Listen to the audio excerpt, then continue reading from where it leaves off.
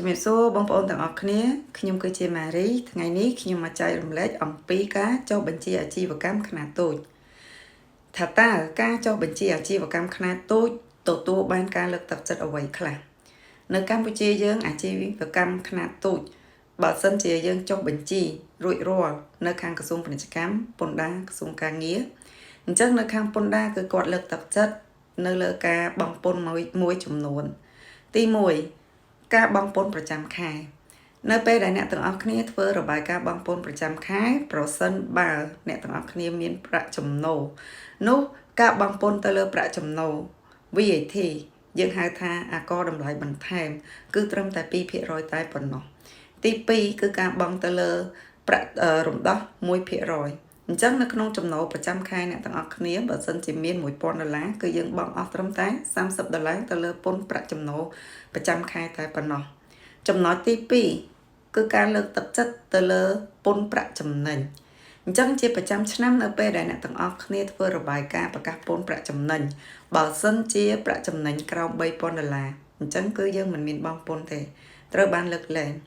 បើសិនជាពន្ធប្រាក់ចំណេញលើសពី$3000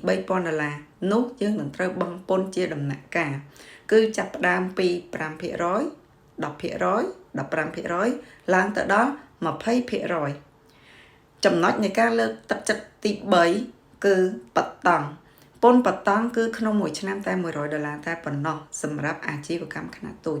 អញ្ចឹងនៅក្នុង3ចំណុចនេះគឺជាការលើកទឹកចិត្តសំខាន់សម្រាប់អាជីវកម្មខ្នាតតូចអញ្ចឹងអាជីវកម្មខ្នាតតូចស័ក្តិសមទៅលើអាជីវកម្មប្រភេទបែបណា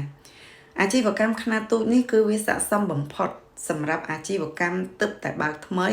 ទឹកតែធ្វើថ្មីហើយសម្រាប់អាជីវកម្មលក្ខណៈបែបគ្រួសារ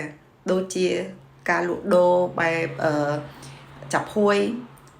ការបើកជាម៉ាតឬមួយក៏ជាផ្ទះសំណាក់ឬមួយក៏ជាភោជនីយដ្ឋាន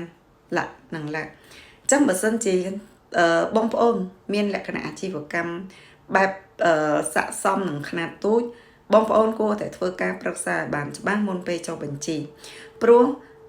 ការចុះបញ្ជីគឺវាមានជម្រើសអាចនឹងចូលជាខ្នាតតូចឬមួយក៏អាចចូលជាក្រុមហ៊ុនទទួលខុសត្រូវមានកម្រិតខ្នាតមធ្យមតែបើសិនជាអាជីវកម្មរបស់បងប្អូនស័ក្តិសមជាមួយនឹង